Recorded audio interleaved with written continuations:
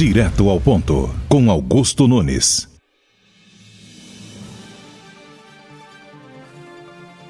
Boa noite. Neste momento, o programa Direto ao Ponto começa a ser transmitido ao vivo para todo o Brasil pelas emissoras afiliadas à rede Jovem Pan News, pelo canal Jovem Pan News no YouTube, no Facebook, no Twitter e pelo aplicativo Panflix. Hoje, a bancada de entrevistadores é formada por 4 jornalistas. Leda Nagli, que tem um canal com o seu nome no YouTube. Paula Leal, editora do site da revista Oeste. Guilherme Fiuza, comentarista do programa Os Pingos dos Is, aqui na Jovem Pan, e colunista na Gazeta do Povo. E Jorge Serrão, editor-chefe do blog Alerta Total. Nesta noite, o Direto ao Ponto recebe o senador Jorge Cajuru. Jorge Reis da Costa Nasser, Jorge Cajuru, é jornalista, radialista, comentarista esportivo e foi eleito senador da República. Cajuru teve uma carreira marcada por várias polêmicas. Durante sua trajetória na imprensa, ficou doente, teve diabetes e hipertensão e chegou a perder quase 100% da visão. Ele entrou para a política em 2016, quando foi eleito vereador pelo PRP, Partido Republicano Progressista. Em 2018, conquistou uma vaga ao Senado na coligação Mudança é Agora. Passou pelos partidos PSB, o Patriota e hoje está no Cidadania. O senador Jorge Cajuru é autor de quase 250 proposições, várias ligadas à saúde feminina e outras bem polêmicas, como uma proposta para proibir a reeleição para os cargos do Executivo e a condenação em segunda instância. Recentemente, pediu o impeachment do ministro do Supremo, Alexandre de Moraes, e o denunciou pelo crime de responsabilidade. Senador Jorge Cajuru, muito obrigado, boa noite, muito obrigado pelo comparecimento ao programa, mas antes de tudo, eu queria que o senhor corrigisse alguma incorreção no vídeo de apresentação. Augusto, não houve, na verdade, foi apenas na chamada, agora não. Que eu comecei como candidato a deputado federal por Goiás, fazendo campanha só em rede social. E a minha briga com o Marconi Perillo fazia com que eu pensasse em alguma estratégia para andar de carro de som. Aí eu dizia assim, quem é Cajuru na veia e Marconi na cadeia, buzina. A cidade inteira buzinava. Eu tive 108 mil votos, foi o 4º mais votado. Então tá tudo Mas em o partido pequeno, PRP, não deu por legenda. Aí fui para vereador, 2 anos depois, e registrei em cartório que não ficaria o mandato inteiro como vereador, porque senão eu estaria enganando o eleitor, né? Como todo mundo faz. Você é eleito, 2 anos depois você não cumpre o seu mandato e sai para outra candidatura. Eu avisei o eleitor meu, registrei em cartório lá o 1º de protestos em Goiás, que eu só ficaria 2 anos como vereador. O vereador seria para mim uma escolinha. Foi uma escolinha boa que depois eu tenho uma história bonita para contar para vocês. Bom, então está tudo em ordem. Muito obrigado. Reitero meus agradecimentos. Meu privilégio de estar aqui para um Brasil de audiência e eu sei que vai ser a entrevista mais importante do meu mandato pela qualificação dos entrevistados. Cada um deles eu tenho ou o conhecimento pelo talento, desde o Fiuza, a Paula, ao Jorge Xará, Serrão, e a minha amiga especial, jornalista, para mim, histórica, né? Quem vai esquecer com certeza. Leda Nagli. Leda Nagli. E você a lembrança de João Saldanha, para mim, é a lembrança de... Não é porque você está velho. Vou ter uma certa dificuldade para te chamar de Paulo Francis, né? Isso é a lembrança daquele jornalismo que hoje não tem mais, mas que, graças a Deus, você continua nele. Muito obrigado, senador. Eu vou começar com uma pergunta que também foi encaminhada pela Marta Parry.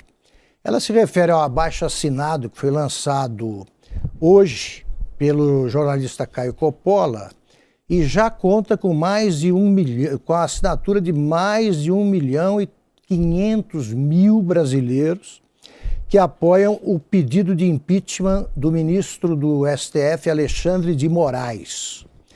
Eu pergunto, O senhor teve alguma participação nessa iniciativa? E segundo, o que acontece agora com um pedido desses? Qual é a tramitação desse pedido no Senado?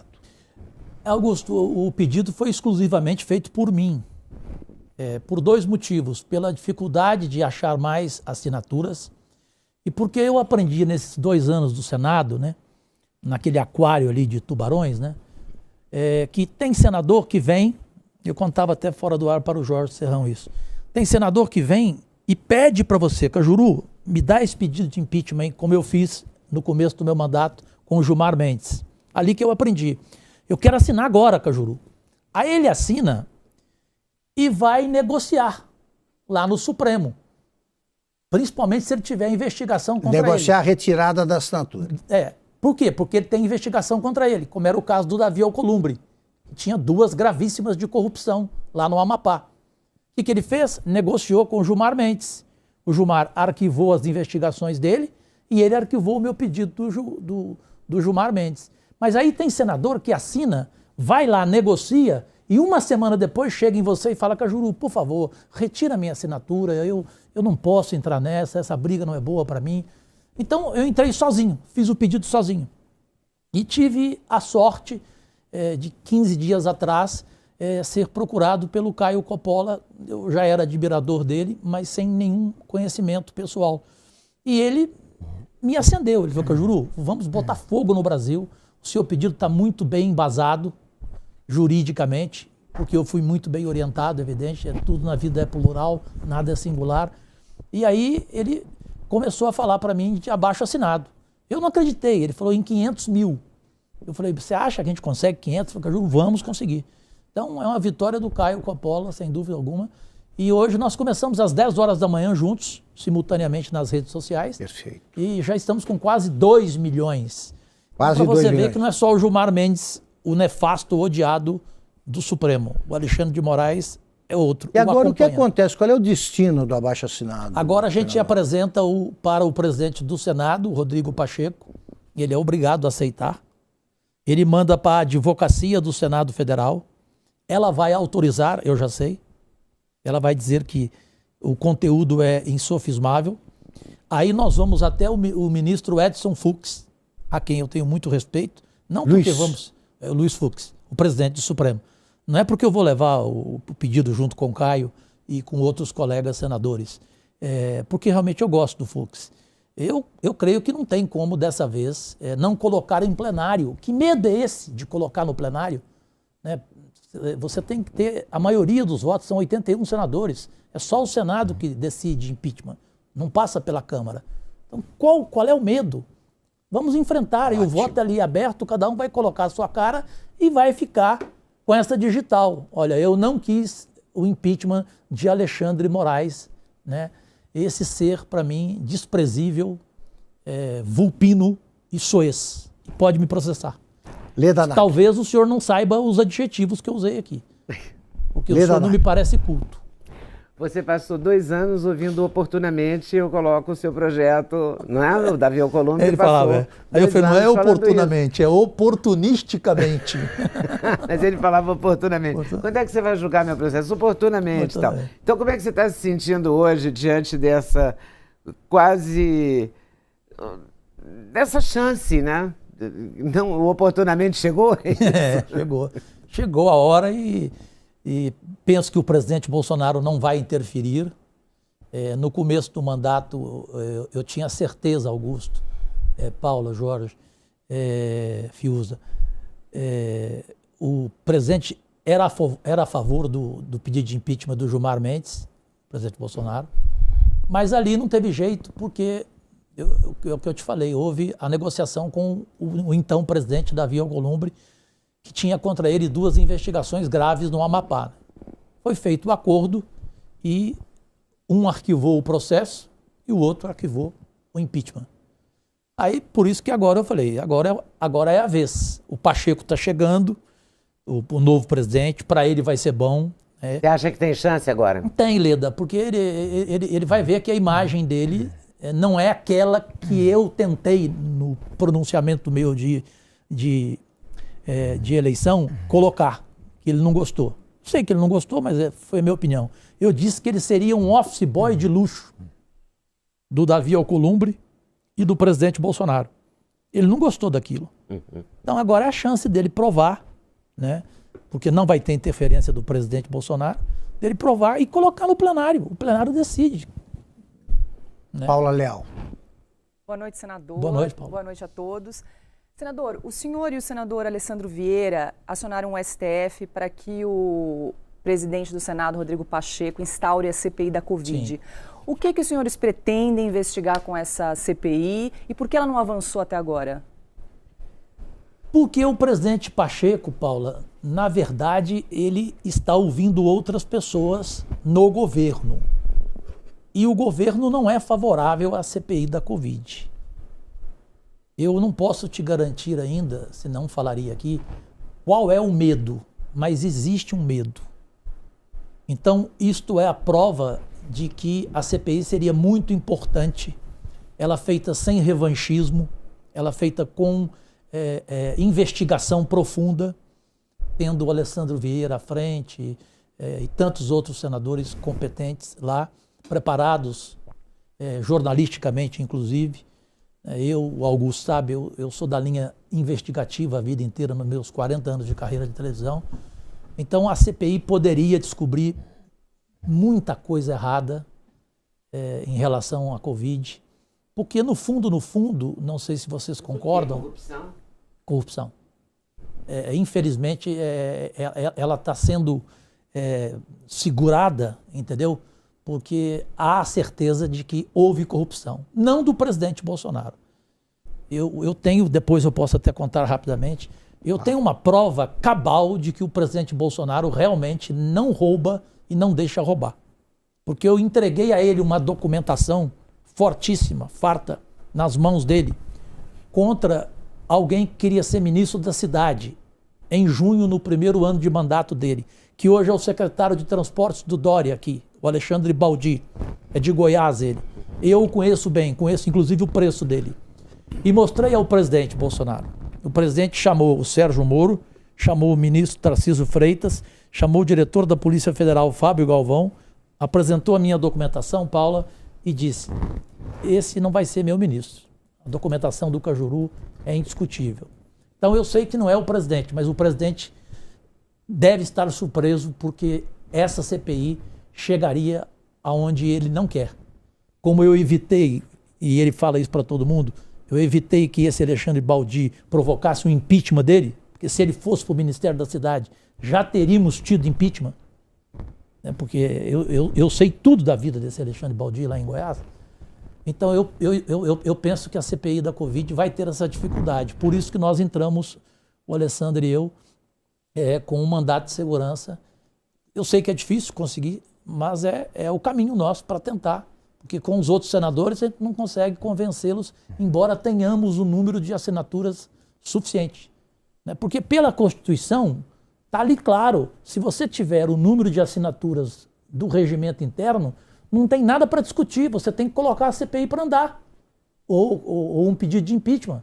A gente não consegue entender, a gente tem mais de 27 assinaturas. E por que ela está sendo? Porque tem alguma coisa errada, Paulo. Guilherme Fiuza.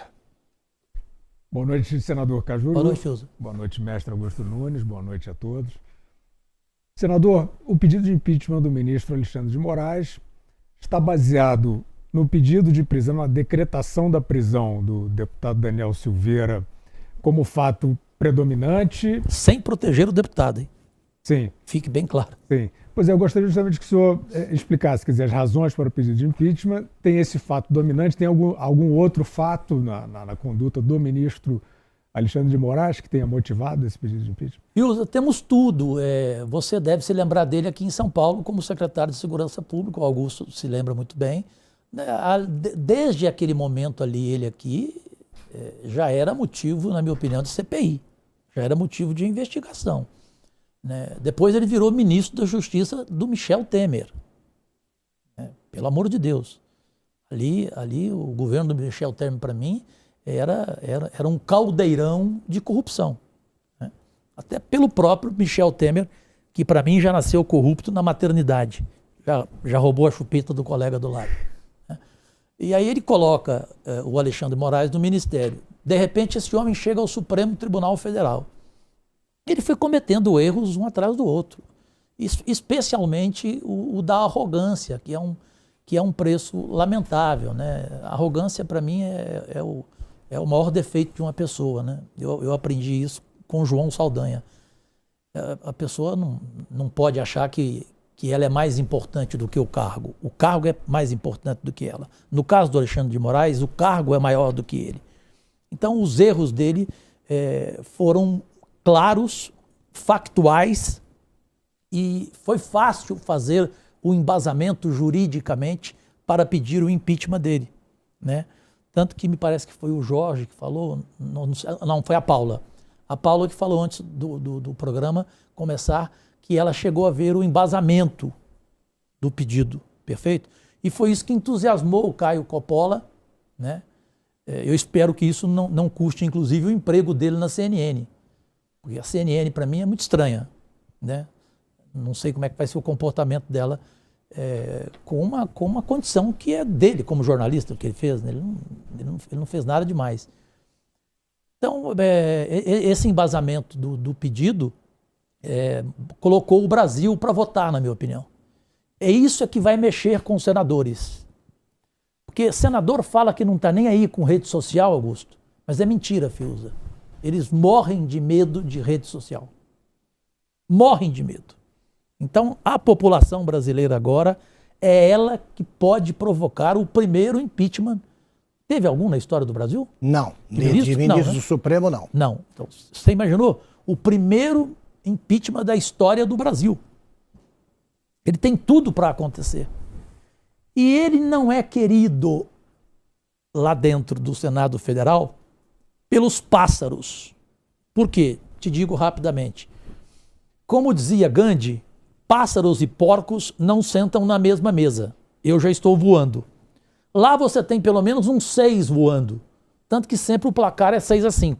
Né? Esse placar virou história lá. Né? Então, os porcos que estão do lado dele. Não é querido no STF. Entre os 11. Entre os 11. Então ali tem muita gente torcendo para o impeachment dele. Entendeu? Como a CPI da toga, tinha muito ministro a favor. Não era todo mundo contra, com medo. Entendeu? Ministro do Supremo. Do Supremo. Tinha muito ministro a favor. Eu sei porque na época o pedido foi feito por mim, com apoio de todos os necessários 27 senadores, mas aí começou a ter aqueles que eu falei, né, que pediam para retirar uma semana depois, né? Então eu acho que não vai ser o pedido do Cajuru, não vai ser o trabalho feito pelo Coppola em relação a quase 2 milhões de assinatura. Eu acho que vai ser a população brasileira. É uma reação popular. Exatamente. A sociedade é que vai tirar esse homem do Supremo e depois, por vez, nós temos que chegar no principal deles, né? No vendedor de sentenças, né? No ministro que pede cabeça de jornalistas, e aqui está Augusto Nunes.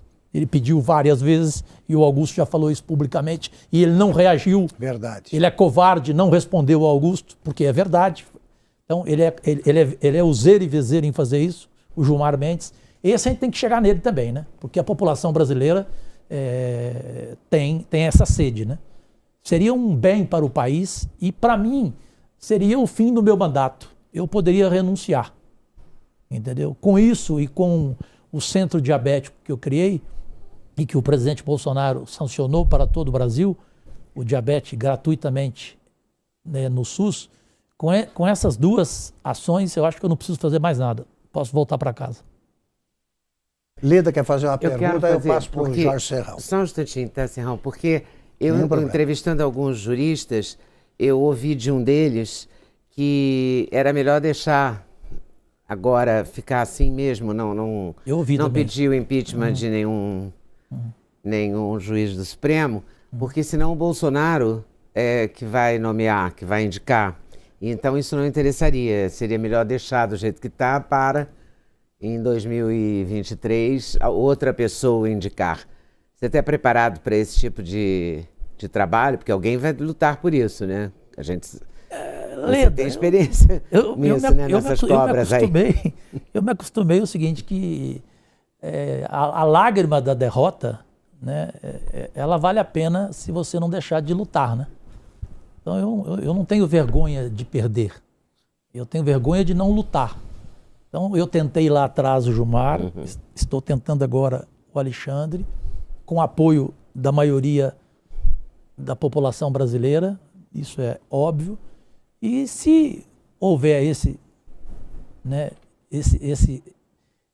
retrato triste de não acontecer agora, com o apoio do Brasil inteiro, com abaixo-assinado, com tudo, nós vamos a 2023. Até porque eles vão ter que me suportar até 1º de janeiro de 2027, né? Jorge Serrão. Muito bem. Vamos continuar alimentando essa polêmica da grande guerra institucional que a gente está vivendo no Brasil hoje, né? Um momento esquisito da vida brasileira, em que você tem executivo, legislativo e judiciário se degladiando e a supremacia evidente desse poder judiciário. Quem pode fiscalizar o Supremo Tribunal Federal, que se coloca como a cúpula do judiciário, quando ele não é a cúpula do judiciário, né? Esse é o detalhe importante. O Supremo Tribunal Federal, ele existe para ser o guardião da Constituição. Claro. Ele não é a 4ª instância do judiciário, que ela não existe, tá? Ele só vale como 4ª instância quando a Justiça Comum, os tribunais de justiça e o Superior Tribunal de Justiça cometem uma falha constitucional que aí vai provocar o Supremo. Agora, o Supremo que legisla, processa, condena, Sim. isso está sendo uma aberração que a gente está vendo hoje com prisão de jornalista, prisão de deputado. Pode acontecer uma prisão de senador, né, de repente, se o Jorge Cajuru provocar muito. Então a grande questão é, por ele ser um atestado de idoneidade. Quem cabe fiscalizar, cuidar desse Supremo é o Senado. Só. E o Senado hoje tem 26 senadores.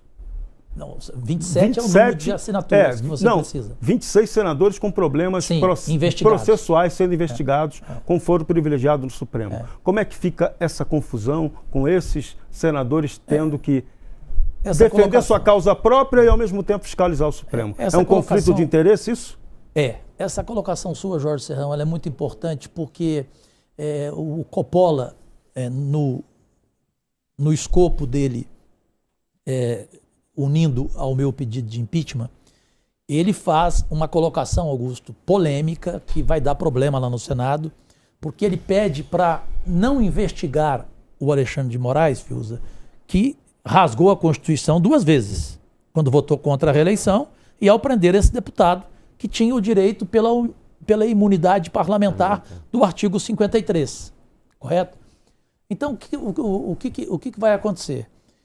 Lá no Senado vai ter uma briga agora, porque o Coppola já colocou que 26 não devem investigar. Por quê?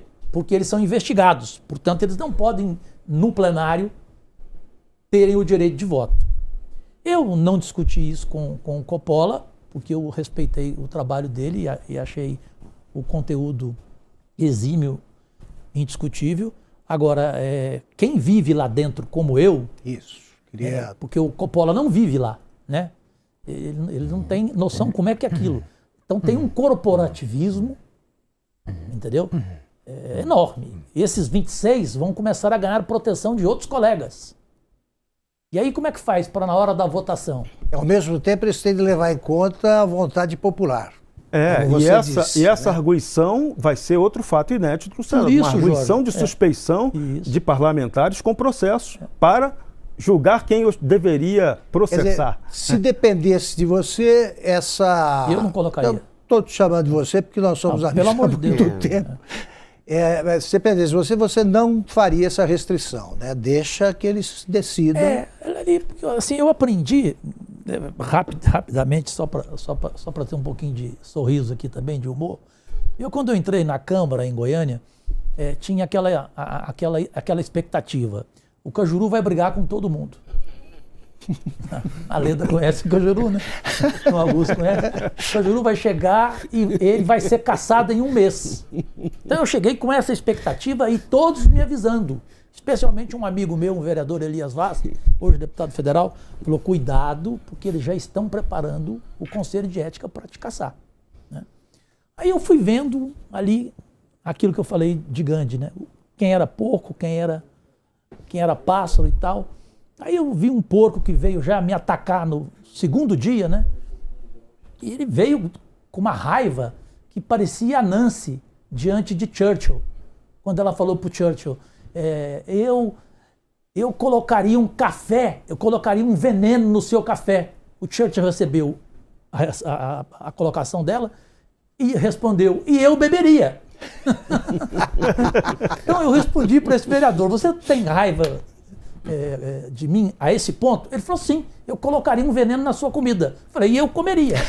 Então ali eu já pontuei. Eu falei, olha, se mexer comigo, vai ser assim. Então eu já vi como é que é no Senado.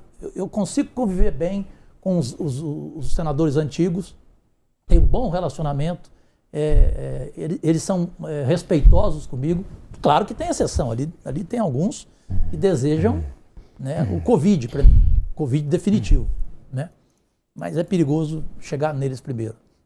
Eu sou muito protegido por Nossa Senhora da Aparecida, né? Então é o seguinte, eu vou mostrar para o Caio, nas conversas nossas agora, que o melhor é a gente dialogar com esses senadores. Porque se dialogar com eles, eu tenho certeza, Augusto, que diante dessa reação de hoje, Jorge, que você viu nas redes sociais, que a Paula viu, a Leda impressionante, viu, impressionante. né? Isso nunca aconteceu, gente. Um abaixo-assinado que começou 10 horas da manhã. A essa altura já deve estar passando com a audiência da Jovem Pan a mais de 2 milhões. Então, eles não vão suportar essa pressão popular. Então, precisamos ter habilidade, entendeu? Não se vence ali, o Augusto sabe muito mais do que nós, não se vence ali no Senado só com briga. Entendeu? Não, e o convívio dos contrários é um pressuposto. Tem que saber conviver com o contrário. Claro. Guilherme. Pois é, senador, seguindo nessa linha de leitura de alma do Senado que o senhor está fazendo, uma provocação. Nós frequentemente falamos com os senadores, inclusive falamos nos Pingos nos Is, sobre essa questão. Não que nós estamos sendo proponentes de nenhuma ação no Senado, nem temos essa autoridade. Mas diante de certos atos, no mínimo controversos, do STF, nós perguntamos, o Senado é o revisor? E não o carimbador. Hein? E não o carimbador, né? Sim, é o revisor. Que instância que pode colocar em avaliação um ato eventualmente incorreto, exorbitante ou o que seja? É o Senado. Então, falar de impeachment de ministro do STF não é você pedir o impeachment do ministro do STF. Você pode colocar o processo em avaliação, como se fosse uma CPI. Sim. É um inquérito, é uma averiguação. Vai levar ou não ao impeachment. Mas a pergunta que eu quero lhe fazer é a seguinte. Nós conversando com senadores, inclusive aqueles que são críticos ferrenhos, a impressão que eu tenho é que eles imediatamente se transformam em autores de prognóstico. Nós perguntamos assim, mas qual seria o caminho para essa crítica, para essa revisão, etc. e tal. E rapidamente, não sei se está incorreta a minha impressão, rapidamente o que a gente ouve é o seguinte, não passa. Olha, eu estou falando isso porque eu já ouvi de alguns senadores. Isso antes do abaixo-assinado, né? Por isso que eu estou fazendo a pergunta, porque exatamente. Essa iniciativa é diferente de todas as outras, né? E por isso essa provocação, porque, e eu comentando eventualmente, eu digo, mas espera aí, mas nós não estamos pedindo uma profecia, nós não estamos pedindo um prognóstico, né? Nós não estamos querendo saber o que o senhor acha que vai acontecer. Nós estamos, na verdade, falando da sua atribuição, que você acha que você vai falar sozinho sobre isso? Fale sozinho sobre isso. Sim. Que é, de alguma forma, o que lhe orientou. Então a pergunta é esta alma do Senado, que o senhor já conhece em parte, de alguns críticos que em público fazem até a crítica, mas dizem não tem jeito, não passa, não há caminho para isso. Como é que o senhor acha que isso vai acontecer a partir deste evento de hoje? E eu queria acrescentar a sua pergunta. O cargo de ministro do Supremo Tribunal Federal é político. Será que é por isso que o político também age dessa maneira, né? Bom, são duas colocações importantes. O grosso da pergunta do Fiuza me faz recordar aqui o que pensa um Lazier, um Álvaro Martins, um Alessandro Vieira, um Girão, uma Leila do vôlei, que são, não o Álvaro, mas os demais novos, né, que são da nova geração, que lá chegou com uma expectativa da população que fosse fazer alguma coisa. Então, a gente ouve isso, não sei se você vai me dizer quais são os senadores que deram entrevista, dos senadores mais antigos. Você não ouve isso dos novatos. Um novato desse perfil que eu te falei aqui, tem outros também, os novatos não vão dizer para você não passa. Nesse caso do Alexandre de Moraes especificamente, especialmente por causa da reação popular, certo? O não passa é quando tem alguma coisa contra o Gilmar Mendes. Aí antecipadamente se diz não passa. Porque nós tivemos aqui, antes de começar o programa, mais uma aula de um grande jornalista, não precisa falar quem é, né? Ele contou para nós algo aqui que eu não vou esquecer nunca mais, que é verdade. O Gilmar Mendes, parece que ele tem vários colegas ali, literalmente. Né? É isso aí. Né? Tipo assim, olha, não vai passar por quê, gente? Porque o Gilmar Mendes não deixa. Ele vai atrás de cada senador, e ele vai mesmo, chama para jantar, vai na casa e tal, e diz na cara dele, olha, tem aqui 13 investigações paradas lá. Você quer seguir esse pedido de impeachment? Então eu vou recomeçar. Então o jogo é assim, é pesado com o Gilmar Mendes. Perfeito? Ocorre que o Alexandre de Moraes não tem, vamos falar a verdade, essas qualidades, entre aspas, essas qualidades sórdidas, calhordas, de um Gilmar Mendes. Né? Embora para mim o caráter seja igual. Mas ele não tem esse poder. Ele não tem. Outra coisa, o Gilmar Mendes, no começo, quando ele viu que o Senado partiu para cima dele, ele covardemente foi para cima do presidente Bolsonaro para usar algo que estava começando e que até hoje não tem ainda nenhuma prova cabal, mas é uma denúncia que envolve filho, e tudo que envolve um filho ser um filho, você entra em desespero. Filho é filho. Né? Por isso que eu brinquei com o Augusto quando ele perguntou para mim se eu fosse presidente da República, se eu ficaria... Qual é que você faria em relação aos filhos? A resposta, por favor, repita a resposta. Eu brinquei com o Augusto, eu falei, você me deu uma chance. Se eu for presidente da República, eu peço para os meus filhos trabalharem em Dubai, ficarem lá o ano inteiro, só virem aqui na noite de Natal e voltarem no outro dia. Porque é duro ter filho. E o Gilmar Mendes, covarde, no começo, usou isso com o presidente. O presidente ficou numa situação. Isso não ocorre com o Alexandre de Moraes. O que ele vai fazer com o presidente? Entendeu? Então essa é a diferença de não falar hoje, não passa. Eu acredito que pode passar. E o Alexandre de Moraes não é afilhado do Gilmar Mendes? Esse afilhado aí, entre aspas? Não, o Gilmar Mendes não é. Inclusive tiveram uma discussão agora, né? No julgamento da prisão do Daniel Silveira, que culminou em domiciliar. Eles chegaram até a uma discussão tipo aquela do Barroso. Ele não pertence à bancada. Isso, né? A bancada, entendeu? Então, por isso que há um otimismo e sinceramente, depois dessa reação popular, que eu não esperava que fosse ser desse tamanho, a gente tem que acreditar. Agora você acredita, você acredita numa mobilização de bastidor do ex-presidente Michel Temer para tentar salvar o apadrinhado dele ao Supremo, o Alexandre de Moraes? Ele vai tentar, mas ele não tem no Senado muita gente. Ele tem pouca gente. Ele não tem pássaros. Pássaros nem conversam com Michel Temer. Paula Leal. Senador, eu queria mudar um pouquinho de assunto, porque o senhor é jornalista, tem 40 anos de experiência, apresentador, comentarista. Como é que o senhor avalia o papel da imprensa na cobertura política desse governo do presidente Jair Bolsonaro? Olha, eu fiquei 40 anos na televisão brasileira, em carreira nacional. Saí dizendo que parte dela foi para mim um chiqueiro. E que eu saí desse chiqueiro sem levar pelo menos o cheiro. Ou seja, nem ao menos o cheiro. E assim quero sair da política, porque eu não ficarei mais do que um mandato, porque eu sou contra a reeleição, apresentei um projeto, inclusive, para o fim da reeleição. Eu penso o seguinte, no começo eu via como normal, ou seja, o presidente batia e levava, bateu, levou, né? Agora, a imprensa, ela é, como dizia o Leonel Brizola, parte dela, ela é muito rancorosa, né? Ou seja, ela guarda rancor no freezer, né? E aqui eu vou dizer sem nenhum problema, eu sei que vou ficar mais marcado do que já sou na família Marinho, né? A família Marinho não esquece.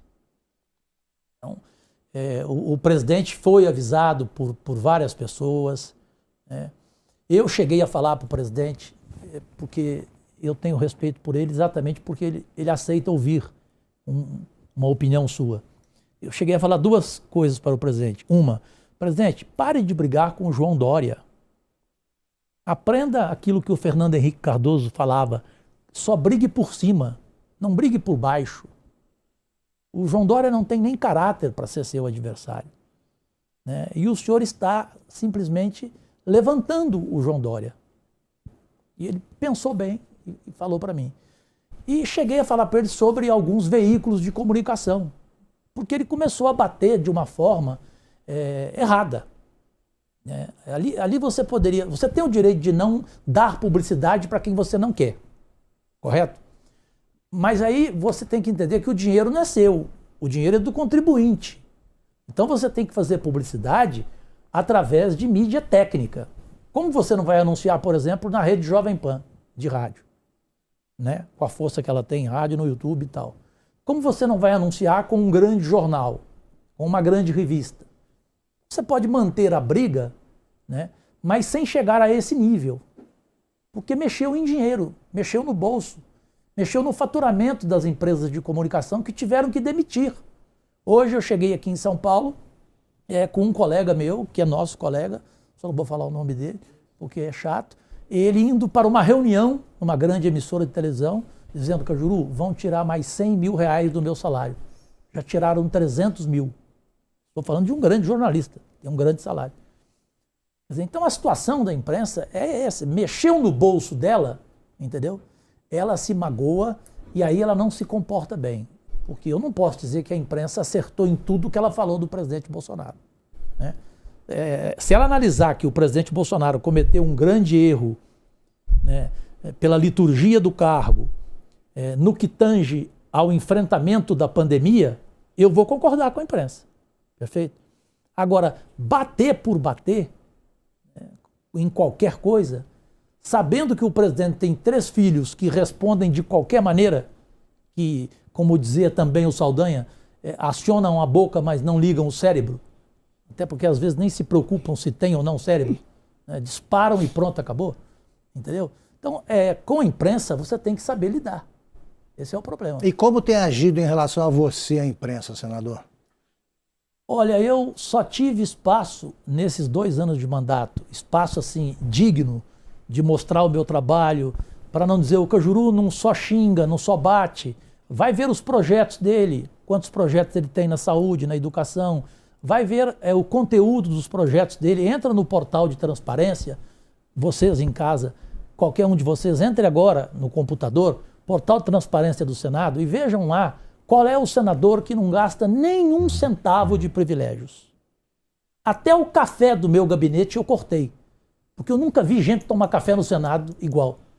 Lá vai todo mundo tomar café, lá vai gente que não vai te pedir projeto, vai pedir café. Aí eu coloquei uma placa lá, falei, aqui não é cafeteria, aqui é um gabinete. Então nem café eu gasto, nenhum centavo. Eu não aceitei nenhum privilégio. Eu estou aqui hoje vindo com a minha passagem aérea, paga por mim, pelo meu cartão de crédito. Você recebe o salário só e pronto, acabou, correto? E a Jovem Pan me pagou o flat à noite, de hoje para amanhã, perfeito? Então, isso tudo, somente a Jovem Pan me deu espaço. Eu tenho que ser claro aqui, né? E dar um grande beijo no histórico Tuta. Nenhum outro veículo de comunicação se aproximou da Jovem Pan.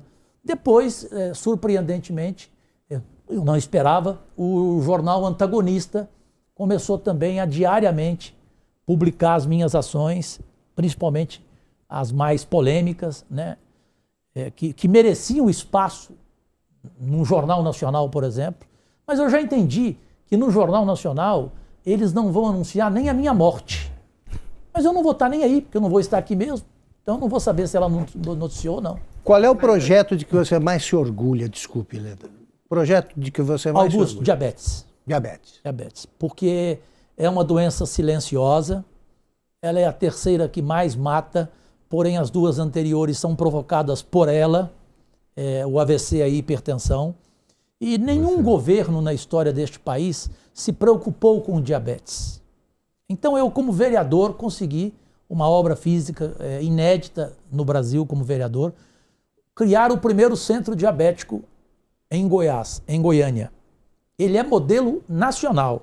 As cidades de Ribeirão Preto, Santos, Porto Alegre, Salvador estão indo lá para ver que ele funciona desde a prevenção, desde o pé diabético até cirurgias gratuitas, tanto a bariátrica como a metabólica, que é a cirurgia diabética. Então isso para mim foi um sonho, porque eu sou diabético, minha mãe morreu de diabetes, minha avó também, e consegui o segundo centro diabético em Goiás, na principal região do estado, em Rio Verde, que também é uma referência nacional. E paralelamente eu investi nos 2 hospitais do câncer. Então eu resolvi que emenda de senador é melhor você investir na saúde, porque na saúde a chance de corrupção ela é bem menor. Você tem como vigiar. E eu faço um trabalho de rede social porque eu vou na cidade e peço para o prefeito mostrar o que ele está fazendo com o dinheiro. O senhor comprou os equipamentos? Comprou. Como? Através do Ministério da Saúde. Tal. Então eu acompanho. Então para mim o projeto Diabetes, tanto o senador Álvaro Dias como a senadora Rosa de Freitas, na tribuna do Senado, disseram: Cajuru, você pode ir embora para casa depois desse seu projeto que o presidente Bolsonaro sancionou no meio do primeiro ano de mandato. E se eu conseguir agora o impeachment do Alexandre de Moraes, aí, como diria o filho do Chico Anísio, eu vou pro abraço, eu vou pra galera. Leda e Guilherme. Olha só, o caso do diabetes é super importante e é mais importante ainda agora, né? Porque em plena, ser diabético durante a pandemia do Covid é gravíssimo, né? Agrava o caso e tal. E eu queria, aí já que a gente tocou em diabetes, eu queria aproveitar para saber de você como é que você está se tratando. Porque você conseguiu enxergar. Consegui. Isso foi uma vitória incrível, né? Porque a última vez que eu te encontrei você não estava enxergando nada. Quase nada. Quase que eu não te vi. Acho que você não viu mesmo.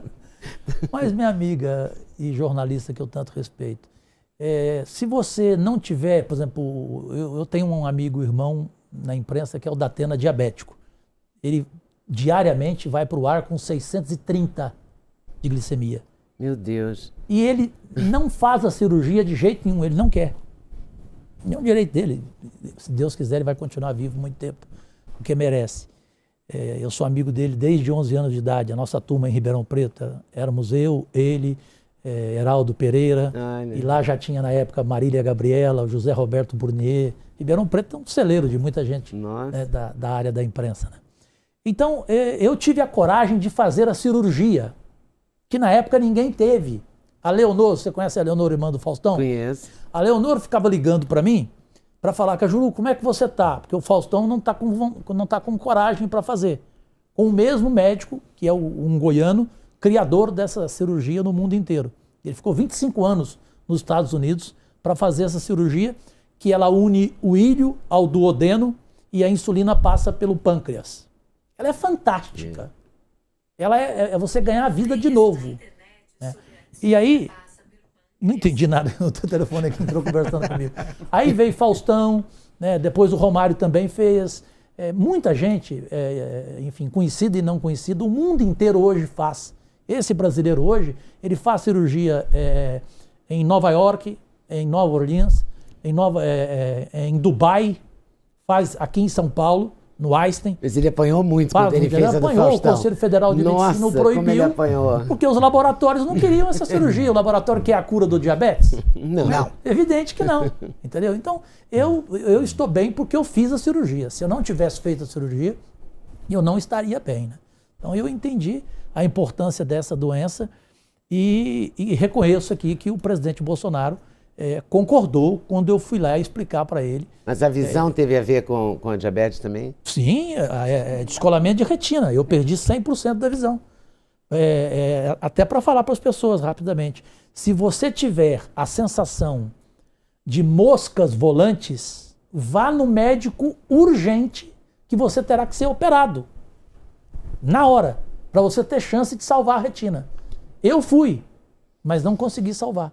Perdi 100% desse aqui, eu uso prótese. Né? Então, ela é terrível. O centro diabético, nossos dois, agora virão mais 2 em Goiás, e se Deus quiser, no Brasil outros virão também. Ele tem 4 podólogos, ou seja, para cuidar da unha encravada, que leva à amputação da perna. O pé diabético é uma grande questão. Então, nós temos 4 podólogos nos 2 centros diabéticos, 12 médicos de plantão. E a cirurgia é gratuita porque ela é caríssima. A bariátrica, R$35 mil, e a diabética, em torno de R$120 mil. Guilherme e Paula. Senador, então passando para a saúde mental. O senhor tem que é um problema sério da política brasileira, hein? E que é um problema que todos estamos perplexos diante do que está acontecendo. Claro. Todo mundo, em algum nível, está com a sua saúde mental, pelo menos, bem desafiada. Sem dúvida. E o senhor tem um projeto recente de saúde mental nas escolas. Né? Como é que o senhor está vendo a situação, principalmente de crianças e adolescentes, com a questão do lockdown, escolas fechadas? A questão das crianças no Brasil, que fazem parte dos meus principais projetos, é a maior preocupação, porque vendo os projetos no Congresso, você não vê nenhum. Tem cada projeto, gente, só para falar aqui, tem projeto sobre a lei do Saci. Como é que um parlamentar pode fazer um projeto sobre a lei do Saci? Tem parlamentar que não tem conhecimento de que você não pode, com uma pessoa viva, oferecer a ela uma estátua. Então, por exemplo, lá em Goiás tem a Praça dos Três Poderes. Teve um político que queria colocar o nome da primeira-dama no lugar da Praça dos Três Poderes. E lá está. Então, assim, a falta de preocupação com a criança ali no Congresso, eu agora, por exemplo, estou concentrado em algo que as mães aqui, as mulheres aqui vão entender, as de casa. A ampliação do teste do pezinho. Parlamentar não sabe o que é isso, Augusto. Eu tento explicar para eles. Gente, isso provoca doenças raras. No Brasil há uma doença rara chamada xeroderma, que num pequeno município, no estado de Goiás, ela representa a maior do mundo em proporção de crianças. É uma doença terrível. São doenças raras. Então, felizmente, eu tenho lá uma Mara Gabrilli, eu tenho mulheres sensíveis no Senado e que estão me ajudando, assim como o projeto do diabetes que teve unanimidade. Esses projetos de crianças, nós estamos conseguindo. Esse que você tocou, Fiuza, é o mais fundamental dele, é o que eu mais preocupo, porque eu ainda não consegui a maioria que eu quero, né, para entender sobre a saúde mental. Né? E especialmente no momento em que nós vivemos, a saúde mental da criança, ela é psicológica, né, também. Né? Ela passa por uma escola, cá entre nós, sem preparo. Né? Que agora nenhuma escola. Agora nenhuma. Nada. Nada. Né? Então, os pais também, às vezes, não têm o devido preparo. Né? Os pais, às vezes, não têm a preocupação com essa discussão da saúde mental, né, das crianças. Então, faz parte do meu projeto. Felizmente, a Simone Tebet, essa senadora que eu tenho o maior respeito por ela está na liderança da bancada feminina. Então, amanhã é o primeiro projeto meu que saiu da gaveta, projeto das mulheres, que vai amanhã ser discutido e apoiado ou não. Né? E depois vem outros projetos de crianças, tem mais 6, que ela garantiu para mim que ela vai colocar em pauta. Porque antes não se colocava os meus projetos em pauta por causa da briga com o Davi. O presidente Davi Alcolumbre decretou, falou, projeto do Cajuru aqui, esquece, engaveto e pronto, acabou. Oportunisticamente. Paula e Serrão. Senador, queria mudar um pouquinho de assunto aqui para perguntar a respeito do sistema eleitoral brasileiro. O senhor considera seguro? Porque tem uma discussão agora a respeito de voto impresso, de auditoria nas urnas eletrônicas. O que o senhor acha disso? Bom, primeiro eu concordo, né? Tem que haver essa fiscalização mesmo. Eu passei por isso na eleição para deputado federal em Goiás, com 108 mil votos. No outro dia, 6 urnas amanheceram nas ruas e a imprensa toda mostrou. Então, é discutível. Agora, eu só não concordo em você ter que votar de novo, voltar lá atrás a escrever o nome do candidato. Ou seja, né, como o presidente Bolsonaro chegou a pensar. Né? Eu acho que você investigar a votação eletrônica, tudo bem. Agora, você deixar, né, como nos Estados Unidos, não, eu prefiro a nossa votação. Eu acho ela mais importante. E rapidamente, só para te falar, Paula, que você aproveita para depois, em outros programas, vocês podem discutir isso com pessoas mais preparadas do que eu, o artigo 142, ou seja, a Constituição brasileira. Ela tem erros que nós precisamos rever, Augusto. Ela tem erros primários, né? Ali há pontos que não dá para você concordar. Explica o que esse artigo diz aí para quem está nos acompanhando. Você pega, por exemplo, o foro privilegiado. Até hoje isso está lá engavetado, não passa. Por quê? Foro privilegiado... Que acaba com o foro privilegiado, o projeto. Sim, tem que acabar. Não tem jeito, né? Nós entramos com isso. A prisão em segunda instância também não tem discussão, meu Deus do céu. Né? Tem que começar o cumprimento da pena depois da condenação em segunda instância. Agora, ali tem tanta gente ali que é contra, por quê? É igual a... Tem medo de ser preso depois da condenação em segunda instância. O dia que a gente estava discutindo a prisão em segunda instância no Senado, subiu ao plenário para dar um beijo no presidente Davi, Aécio Neves. Pelo amor de Deus, né? Serrão. Olha, eu queria retomar o ponto muito importante que a Paula levantou ainda há pouco sobre a corrupção em tempos de Covid. O presidente Bolsonaro quase apanhou de governadores e prefeitos quando ele soltou na internet, divulgou publicamente quanto o governo federal enviou para cada município.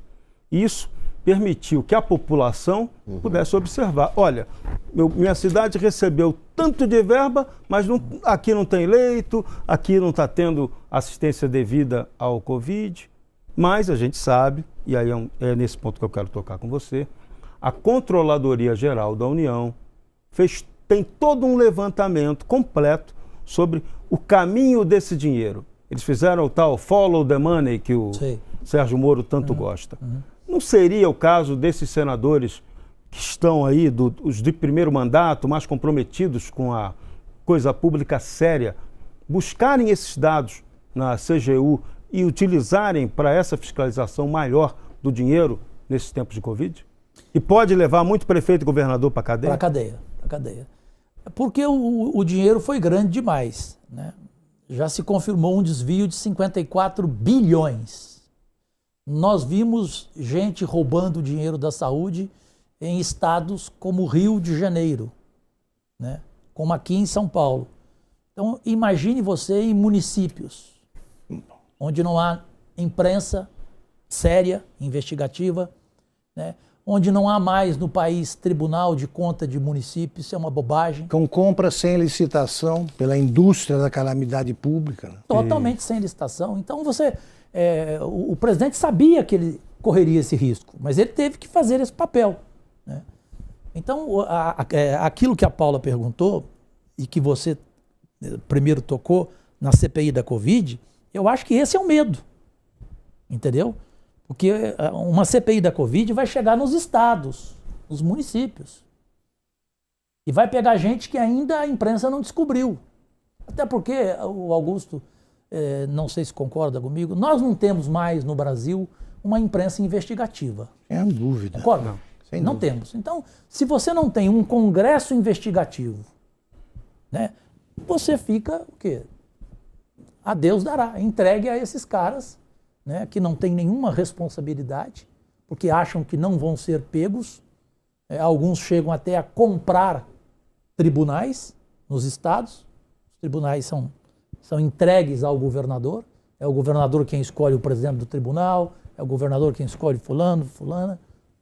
Então, eu acho que esse é um papel que você tem toda a razão, que cabe a nós, e assim que acabar a pandemia, para mim uma prioridade, assim como a questão da discussão que eu falei do artigo 142 da Constituição. Da pergunta da Paula. As redes sociais podem ter um papel importante, porque é um covidão isso, né? Isso. Tá armado, é um covidão.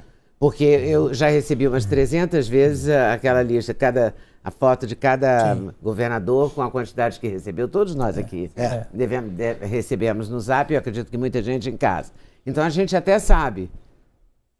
Na hora que investigar isso vai ser maior que o Petrolão e outros ãos aí do Brasil. E vai expor os cartéis, né, que da área médica brasileira são terríveis. Né? Esse é o maior problema. Eles não querem, como você colocou ainda há pouco, eles não querem que você resolva o problema da diabetes, por exemplo. Claro. De jeito eles querem hipertensão é tudo remédio que eles ganham muito dinheiro. Saúde mental, eles querem implementar o Remdesivir, que custa 13 mil, 17 mil reais. O teste do pezinho, eles o teste do pezinho não interessa. Guilherme Fiuza. Não é interesse para eles. Senador Cajuru, voltando à questão do impeachment do ministro do Supremo, Alexandre de Moraes, que o senhor está propondo, falávamos sobre os motivos para isso, né? Os motivos para esse pedido, que na intensidade que ele está chegando não tem realmente precedente na política brasileira. Vamos ver como é que as instituições vão responder a isso. O ministro Alexandre de Moraes, ele é o principal condutor, digamos assim, de um inquérito, que é o inquérito das fake news, que foi apelidado pelo seu colega, ministro Marco Aurélio Mello, como o inquérito do fim do mundo, por considerar uma deformidade jurídica, né? Este inquérito está também, embasa também esse pedido de impeachment. E o que o senhor achou das diligências, que também houve prisões, busca e apreensão, dentro desse inquérito das fake news? Como é que o senhor viu nesses últimos 2 anos, né, que já dura, esse inquérito chamado de inquérito do fim do mundo?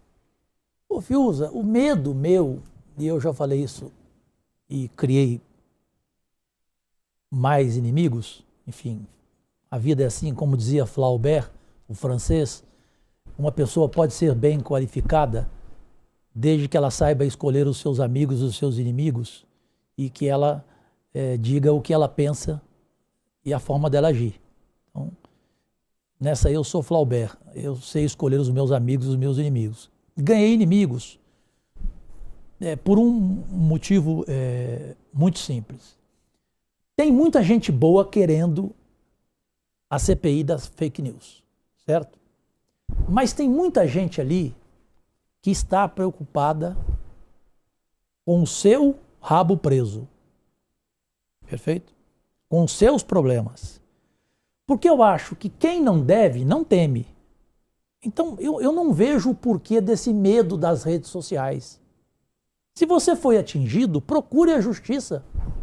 Pronto, acabou. A justiça vai julgar se quem lhe ofendeu teve razão ou não, teve provas ou não. Calúnia, difamação e injúria. Né? Então, você resolver dessa forma, eu fui contra, inclusive. Na época, o pessoal ficou assustado comigo. Como assim, Cajuru? Mas você? Falei, gente, porque eu não tenho esse medo das redes sociais e vocês querem descredibilizar algo que chegou para o mundo para mudar. Porque hoje, rede social, às vezes, é mais importante do que uma emissora de televisão. Para concluir aqui, programas da Jovem Pan no YouTube, basta ver o número de inscritos que ela tem, como eu também tenho, graças a Deus, eu estou no YouTube há 10 anos, programas que a Rádio Jovem Pan faz no YouTube tem mais audiência do que muitas emissoras de televisão, que tem aí o seu famoso 1%. Que não passa disso. O que é 1% em televisão, Leda Nagli? São 100 mil telespectadores. Você pega agora quantas pessoas estão vendo o programa direto ao ponto no YouTube. Entendeu? Neste momento, 74 mil. Então, Ou seja, é o quê? É mais audiência do que... E vai se multiplicando ao longo dos dias. Aí. Amanhã amanhece com outro número e tal. Você está com o cara de passar de 1 milhão aí. É verdade. Deus quiser. É verdade. Mas eu vejo assim, então, eu não fui defensor por isso, entendeu? Porque eu vi no fundo, a tentativa de alguns, não de todos, de querer acabar. Não vamos acreditar em rede social. Teve um senador que subiu na tribuna e falou assim: eu não dependo de rede social e não dependo da opinião pública.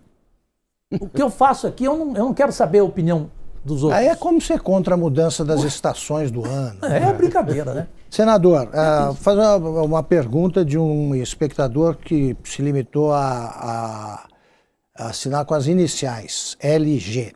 Que pergunta o seguinte: diz, a forma com a qual são escolhidos os ministros do Supremo não deveria mudar? Por que essa batida no Senado parece mais um chá da tarde entre comadres? Não há nada mais prosaico, patético do que essa batina. Por que, senador? Porque ela é previsível, Augusto Nunes. Você já sabe o que vai acontecer. Você não perderia o seu tempo, nenhum de vocês, na televisão, vendo 2 horas de perguntas que nós já sabemos de onde vem. Normalmente a pergunta não vem do parlamentar, vem de alguém que pediu a ele. Perfeito? Então fica assim... quem assistiu a sabatina desse novo ministro, Cássio Nunes, né, indicado pelo Centrão? Pelo amor de Deus. Então, esse é um ponto. E com relação ao Supremo, é projeto meu. Eu sei que é difícil, mas eu vou tentar até o fim. Eu acho um absurdo o tamanho do mandato de um ministro do Supremo Tribunal. Né? Tem que fixar em determinado Tem que fixar, na minha opinião, no máximo em 8 anos. Não pode. E nós discutimos na Jovem Pan, no meu primeiro ano de mandato, você se lembra, sobre os privilégios do Supremo Tribunal Federal. Fiuza, Jorge e Paula talvez não saiba. Leda, acho que sabe. Entre os privilégios dos 11 ministros, tudo. Camarão, lagosta, só isso que pode comer. Vinho só pode ser da safra tal, desde que tenha prêmio internacional por 4 vezes. 4 vezes. Não é o vinho normal que nós tomamos aqui ao sairmos de um programa como este. Não é. E o mais assim provocativo e irônico, lá tem entre todos os auxílios o auxílio funeral. Eu inclusive estou ansioso para saber que dia que o Gilmar Mendes vai usar. Meu Deus.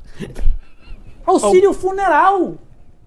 Gente, isso é um absurdo. Além de auxílio de alimentação, eles vão num restaurante, levam quantas pessoas quiserem, assim como o senador pode fazer isso também, sabia, né? Vão, comem, tomam vinho que quiserem, no outro dia é só pedir o reembolso. Que o Senado devolve, a Câmara devolve.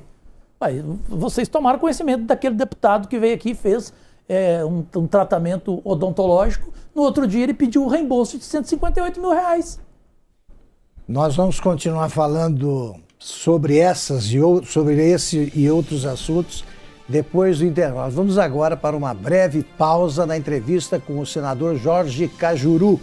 Voltamos para o segundo e último bloco já já. Direto ao ponto, com Augusto Nunes. O Tiggo 8 obteve espetacular vitória sobre o Tiguan, vencendo o comparativo em todos os sentidos. O Tiggo 8 é mais potente e sua lista de equipamentos mais extensa. Seu design é ousado e imponente. E, principalmente, o Tiggo 8 ganha do Tiguan em inovação e tecnologia. Tiggo 8 Turbo GDI, à frente de seu tempo, a 8ª maravilha do mundo.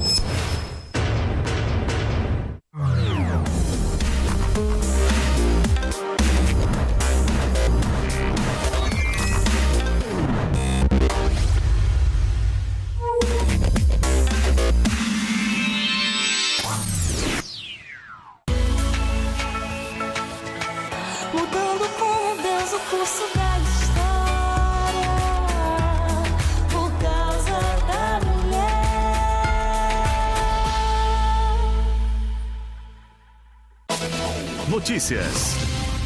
Política. Esportes. Tecnologia. Entretenimento. E muito mais. No app News Jovem Pan, você escolhe somente os assuntos de seu interesse e recebe notificações em tempo real. É a notícia direto na palma da sua mão, com leitura fácil e resumida. Baixe já na sua loja de aplicativos app News Jovem Pan. É grátis. Do you recall, not long ago, we would walk on the sidewalk. All around the wind blows, we would only hold on to let go. Blow a kiss into the sun, we need someone to lean on. Blow a kiss into the sun, all we need is somebody to lean on. All we need is someone to lean on. Direto ao ponto, com Augusto Nunes. Estamos de volta para o segundo e último bloco da entrevista com o senador Jorge Cajuru. Jorge Serrão, pode abrir. Muito bem, ainda agora a gente falou de calúnia, injúria e difamação. E esse final de semana a gente teve uma declaração polêmica do ministro Gilmar Mendes, lá em Portugal, né, acusando o presidente Bolsonaro daquilo que a esquerda tem dito o tempo todo, né? Chama o Bolsonaro de genocida. Pô, gente, genocida é uma palavra muito pesada. Genocida é aquele que mata ou manda matar em massa. Na prática, a gente não consegue ver esse conceito configurado ao Bolsonaro, mas a esquerda e o Gilmar Mendes o acusaram disso. Você que já deu conselhos ao presidente, você aconselharia ele a entrar com uma representação contra Gilmar Mendes por essa declaração? Imediatamente. A relação que o Gilmar Mendes, no início, ofereceu ao presidente, eu já disse aqui, foi aquela covarde. Ou seja, eu vou mexer com a sua família, correto? Para mim, o presidente não deveria ter preocupação com isso e ir para cima dele, entendeu? E tomara Deus concordar com o nosso pedido de impeachment, que será o próximo do Gilmar Mendes, porque isso aí virou um desrespeito total que acabou levando o próprio presidente a cometer erros também, né? Que é a liturgia do cargo que eu insisto, né? Não pode, por exemplo, o filho do presidente, um dia depois que o presidente apareceu de máscara, no dia seguinte ele fala para todo mundo enfiar a máscara, né? Aí, puxa vida, não tem limites, né? E aí acabou virando essa coisa do bateu, levou. O presidente não tem que entrar nessa, ele tem que mostrar que ele, né, que ele não tem esse nível. Né? Ainda mais contra gente, como você falou, né, Jorge? Paula. Não foi um Luiz Fux que falou isso, foi um Gilmar Mendes, né? Senador, no primeiro bloco o senhor falou muito sobre privilégios da máquina pública, né? Custeados pelos pagadores de impostos, todos nós aqui, né? Inclusive que o senhor renunciou aos benefícios. Agora, qual a sua avaliação a respeito da proposta de reforma administrativa que foi encaminhada à Comissão de Constituição e Justiça da Câmara? Eu acho ela importantíssima, né? É evidente que vão discutir primeiro a tributária, pelo que eu vejo. A tributária envolve vários segmentos e as línguas precisarão serem as mesmas, ou seja, os pensamentos os mesmos. Por que você não pode taxar os juros das grandes fortunas? Isso falando da reforma tributária, que eu tenho inclusive um projeto sobre isso, até 5 salários mínimos a isenção e a partir daí você ir chegando aos grandões, né? O senhor acha que a tributária sairia antes da administrativa? Ela vai ser. Agora, a administrativa também tem essa mesma importância de todos os segmentos, né? Só que eu não acho que ela é agora prioritária, entendeu? Eu acho que dá tempo de votar as duas, basta o Congresso querer. Nesse ponto ele tem não que ele seja diferente do Davi totalmente, não é isso, calma, ele está começando a trabalhar. Mas ele tem bom diálogo, o novo presidente, o Rodrigo Pacheco. Então ele vai entender. Eu não sei na Câmara como é que vai ser. Porque o presidente da Câmara, eu vou falar aqui em primeira mão para vocês, o que eu ouço dos meus colegas políticos os que eu respeito, os mais velhos, Cajuru, ele é o Eduardo Cunha piorado. A diferença, Cajuru, é que pelo menos ele tem palavra. Se ele te der uma palavra, ele cumpre. Estou falando do Arthur Lira. Então, porque isso aí depende do Congresso Nacional, né? Uma reforma administrativa é todo o Congresso. Então é todo ele entender a importância para a pátria da reforma, né? E saber discutir, saber dialogar com todos os segmentos, porque se não estivermos todos em sintonia, não sai reforma tributária e nem sai a reforma administrativa. Senador, por falar em projetos em tramitação, o Rui, nosso espectador, pergunta o seguinte: os parlamentares não poderiam apresentar um projeto para o corte de salários e benefícios enquanto durar a pandemia? Eu li há pouco projeto meu. Pois é. O senador Regufe também apresentou um projeto, né? Queria que você falasse do seu também, mas eu registro que o senador Regufe apresentou, se não me engano, em outubro de 2020, o projeto e que os senadores entregariam para o combate à pandemia metade da verba de gabinete. E eu assinei com ele. Você assinou com ele. E toda a verba indenizatória. Eu queria primeiro que você explicasse rapidamente o que é a verba de gabinete, quanto ela soma, e a verba indenizatória também. E depois eu queria que você comentasse essa possibilidade. Foi bom, Augusto, você lembrar do Regufe, né? Porque tudo é plural. Então ali você tem um Regufe, você tem um Alessandro Vieira, um Lazier Martins, um Álvaro Dias, um Girão, um Eu acho muito Capitão animador, Stifson, né, a existência de senadores dispostos a mudar os nomes as que eu coisas. estou falando aqui, Leila do vôlei, enfim, tem mais gente ainda, porque é difícil, porque o programa de televisão você não dá para falar de todos. Mas existe essa boa vontade, né? O Regufe é um exemplo. O Regufe também não tem custo. Não. Mas só que ele mora em Brasília, aí é diferente, ele é obrigado a não ter custo. Ele mora em Brasília, como é que ele vai usar privilégio, certo? Mas mesmo assim é só ele e a Leila, tem 3 senadores, né? Então, o diferencial da proposta dele para a minha é que a minha é mais radical. A minha chama-se cortar na própria carne. Então, a minha seria cortar 50% de todo o nosso gasto. Que soma quanto? Que chegaria a uma economia de quase 1 trilhão. Nossa. Em quanto tempo? Em que período?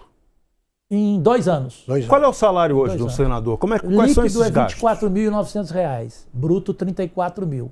A questão não é o salário, o Augusto Nunes falou do que é mais revoltante. Os penduricários. Penduricários. Verba indenizatória, isso é um nojo, porque isso é um convite, Fiuza, ao parlamentar, Leda, praticar a corrupção. É simples, Paula. Ele manda uma nota fiscal para uma empresa de marketing e alega que ele gastou R$20 mil com consultoria de marketing. Gente, você tem no Senado gratuitamente todo tipo de consultoria altamente qualificada. Você não precisa gastar. Então a verba indenizatória, ela é um nojo. Ela tinha que ser cortada imediatamente. Ela é de quanto hoje, Cajuru? Ela é para deputado é mais do que para senador. Ela para deputado chega a R$32 mil. Para senador acho que está 28. Como eu nunca usei, graças a Deus, pode entrar aí no portal do Senado, nunca usei para nada. Outra coisa revoltante lá. Esse projeto está parado. Porque foi engavetado pelo Davi.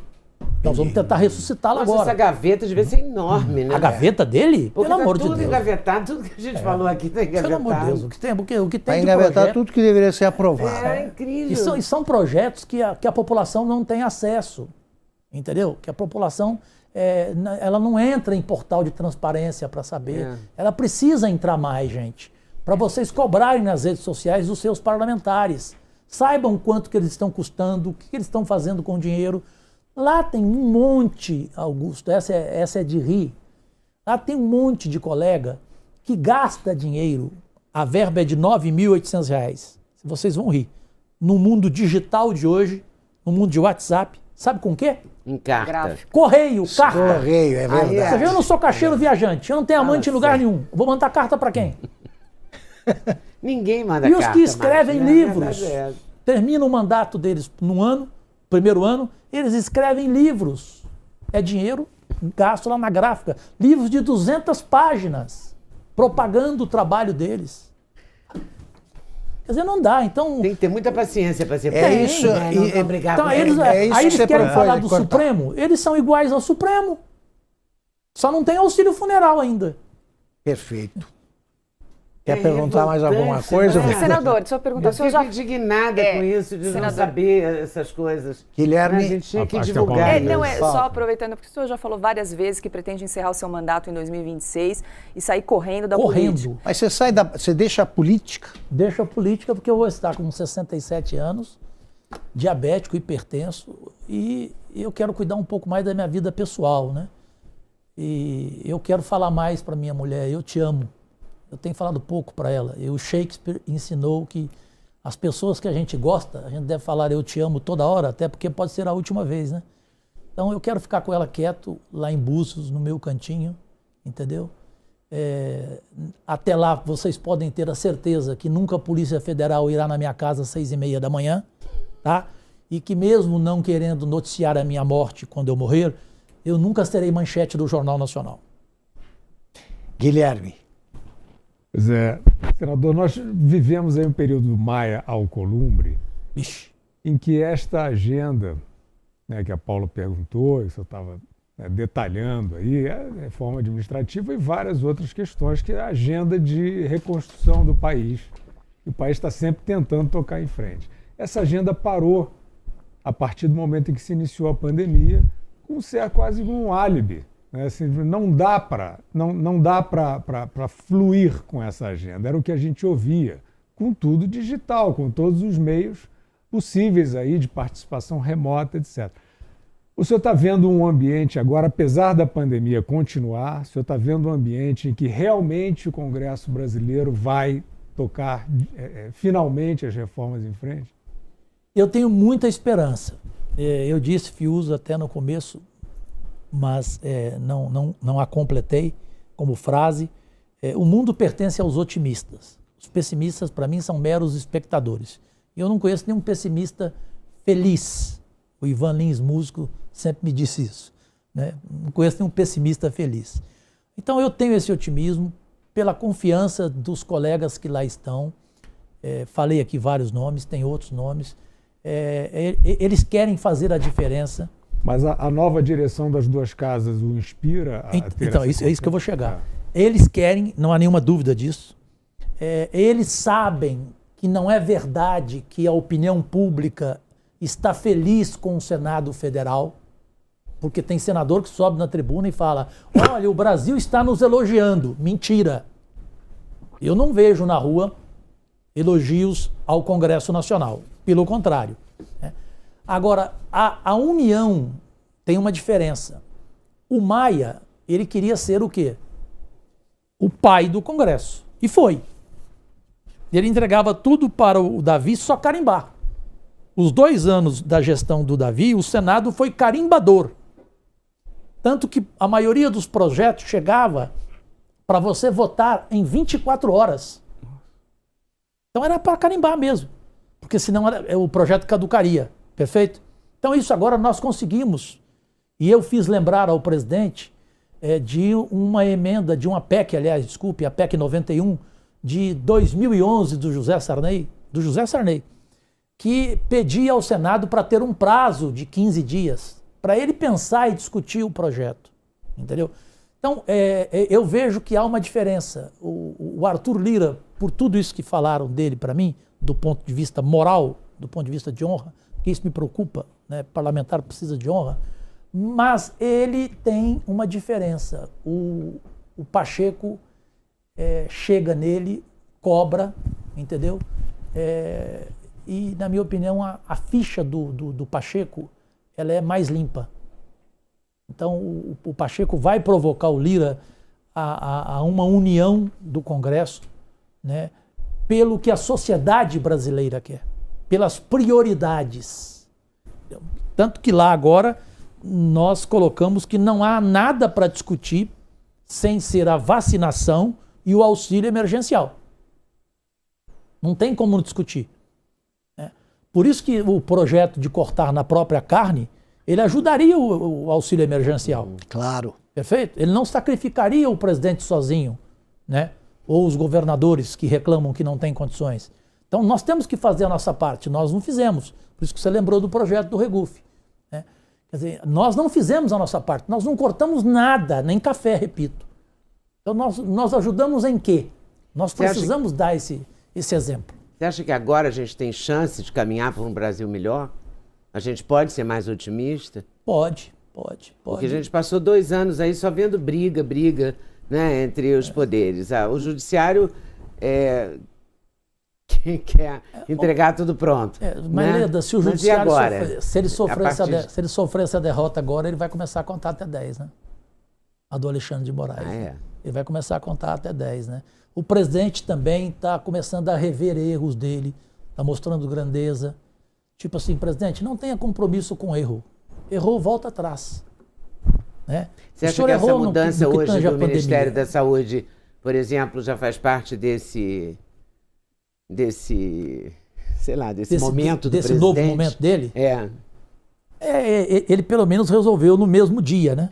Porque se ele deixasse a situação de hoje continuar durante a semana toda, seria um desastre. Então ele buscou alguém que ele confia, que ele já havia conversado lá atrás, né, presidente da Associação Brasileira de Cardiologia, pelo menos é alguém do ramo, né, que a gente só espera que ele faça o que é óbvio demais hoje. Não tem mais nada para ele fazer. Conseguir a vacinação o mais rápido possível, urgente, porque não dá mais para você acordar todo dia e pegar o seu celular e saber que vai receber mensagem de que morreu algum amigo seu, alguma amiga sua. Serrão e Paula.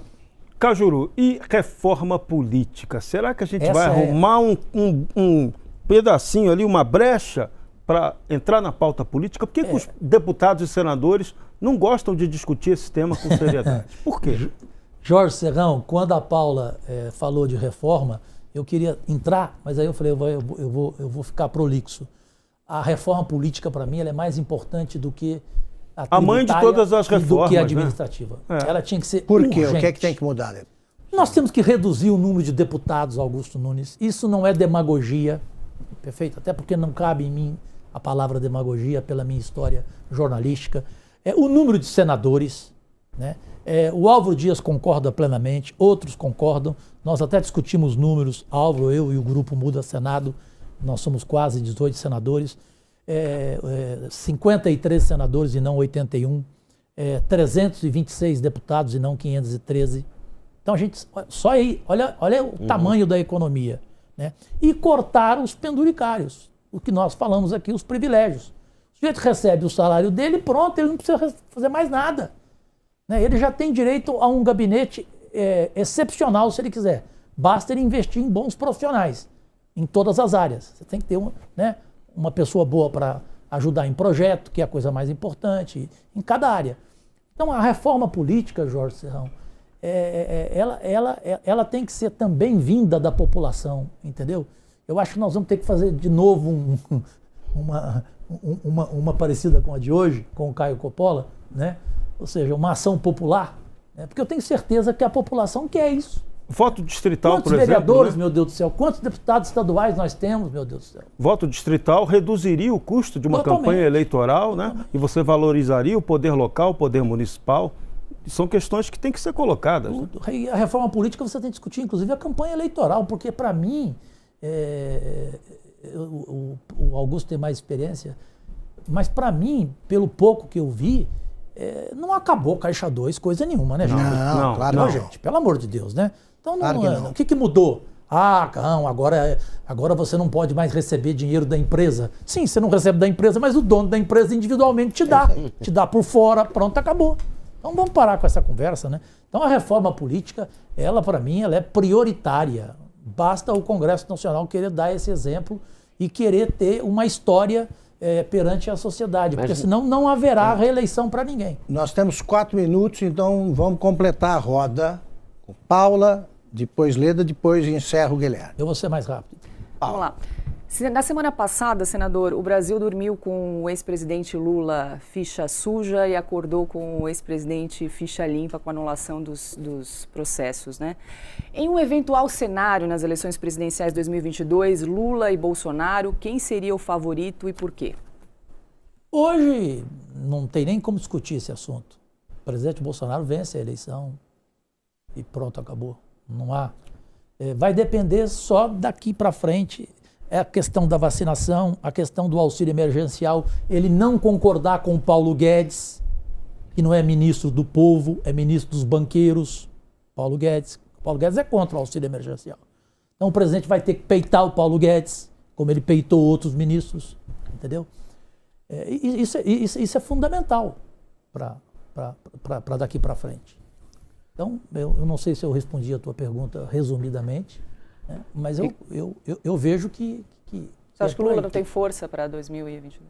Eu falo de hoje, porque política, né? A Claro. gente sabe como ela é, né? Como dizia o Brizola. Mas a marca é muito forte, a mancha é muito forte. O PT antes, ele tinha 30%, assim, sagradamente. Hoje não tem. Lula desmoralizou a honradez, né? Jorge, vamos continuar a roda. Qual roda. conselho você daria ao presidente Bolsonaro hoje? Você falou, não dê ouvidos ao Paulo Guedes, né? Esse é o principal. Você bancaria um auxílio emergencial do quê? Porque também tem que saber de onde vai tirar esse dinheiro, né? Ele tem como tirar esse dinheiro, os governadores precisam ajudar, os prefeitos precisam ajudar, o Congresso Nacional, como já falamos aqui, precisa ajudar. Isso não, e a imprensa, não? A imprensa precisa parar de ser faminta, né? Porque agora, como entraram novos veículos de comunicação, né, eles são muito famintos, né? O presidente precisa entender que governo não é banco, não é cerveja. Não precisa gastar fortuna com imprensa. Precisa de investir na imprensa séria, na imprensa que faz um trabalho, né, de exemplo. Não em qualquer blog, isso não pode acontecer. Agora, essa não é a minha preocupação. A minha preocupação é o presidente arrumar o time dele ali, né, porque tá havendo muita discórdia e paralela e também por trás dele, entendeu? Ali tem muito ministro, como se diz no futebol, Augusto, botando bola nas costas do presidente. É mesmo. O presidente virou um lateral gordo. Ele tem que tomar cuidado com isso. Guilherme Fiuza. Senador, última pergunta. Ok. O senhor está à frente de uma iniciativa baseada em apoio direto da população, apoio popular, que envolve o impeachment de um ministro do STF. Nós vimos ontem também muitas manifestações de rua contra o lockdown e o trancamento irracional. O senhor acha que está em falta maior participação direta da população na política brasileira? Falta, Fiuza, sem nenhuma dúvida. Ela hoje poderia estar dizendo ao presidente e ao ministro da Economia uma frase simples: não existe economia sem saúde, mas também não existe saúde sem economia. Perfeito? Então, você tem que saber achar aí qual é o meio termo, de que forma que você vai lidar com isso. E como chegou um ponto agora que não dá mais tempo para fazer isso, porque tinha que ser lá atrás, o enfrentamento tinha que começar bem feito lá atrás, e ele não foi bem feito. Esse para mim foi o grande erro do presidente, não vejo nenhum outro grande erro. Esse para mim foi o enfrentamento da pandemia. Então agora é hora do quê? Agora é hora só de ação, não tem mais tempo. Ele tem que achar esse dinheiro, ele tem que arrumar esse dinheiro, tem que ter emprego. Não dá para ver mais o país dessa forma, as pessoas se manifestando melancolicamente, né? Pais, mães, proprietários de pequenas, médias e grandes empresas. Então virou uma coisa geral e o motivo verdadeiro para dizer isso é que eu vejo, para concluir, um momento muito triste, Augusto, no Brasil, de depressão. Eu tenho dia que eu saio do Senado, e a Leila do vôlei me disse isso também. Ela falou assim: Cajuru, eu estou igual a você. Eu saio do Senado, eu vou para casa, eu não consigo dormir. Eu estou agora precisando de 5 remédios, eu entrei numa insônia. Porque eu fico pensando, Leda, como é que foi o que aconteceu hoje? Meu Deus, eu vi cada manifestação, Paula, Jorge, eu vi cada declaração, eu vi cada pronunciamento, né? Eu não vejo aqui preocupação com a vacinação, que é a palavra de ordem, né? Aí vem gente querer discutir 2022, gente, espera aí, não tem como você discutir eleição agora, que é, para terminar, é outra coisa que o presidente Bolsonaro precisa parar também, reconhecer que é um erro dele. Para de falar em 2022. A sociedade ela não tem paciência para isso. Entendeu? Vamos cuidar de 2021. Exatamente, vamos cuidar de 2021 e vamos cuidar do Brasil, cuidar da pátria. Aí ela volta a ter com o presidente uma relação que ela tinha antes. Porque ele precisa reconhecer que ele perdeu um pouco dessa relação que ele tinha antes. Entendeu? Daí vem um surgimento, Paula, de um Lula, né? Aí amanhã aparece um outro, né? Tomara a Deus que não seja o Luciano Huck, né? O Luciano que continue no seu caldeirão e cuidando da Angélica, por favor, né? Bom, é uma pena, mas chegamos ao final do programa. Antes de mais nada, muito obrigado pela grande audiência. E, claro, meus agradecimentos ao senador Jorge Cajuru. Muito obrigado, senador, pela entrevista, pela sinceridade aí de sempre. Foi um prazer conversar durante 1h30 com você. O privilégio foi meu, foi a entrevista mais qualificada dos meus 2 anos de mandato, em função dos entrevistadores, em função do conteúdo, de exemplo para o jornalismo brasileiro. Se entrevista alguém dessa forma, não com tititi, né, não com provocações chulas.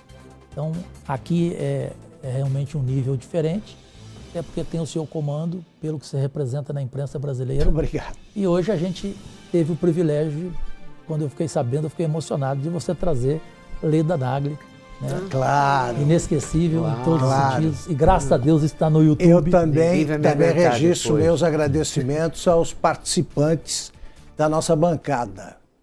Leda Nagli, obrigado. Paula Leal, Guilherme Fiuza e Jorge Serrão. Todos preparadíssimos. Muito Nosso obrigado. programa está disponível em todas as plataformas do Grupo Jovem Pan. Muito obrigado pela audiência, repito, grande audiência de hoje mais uma vez. E até a próxima segunda, às 21h30. Até lá.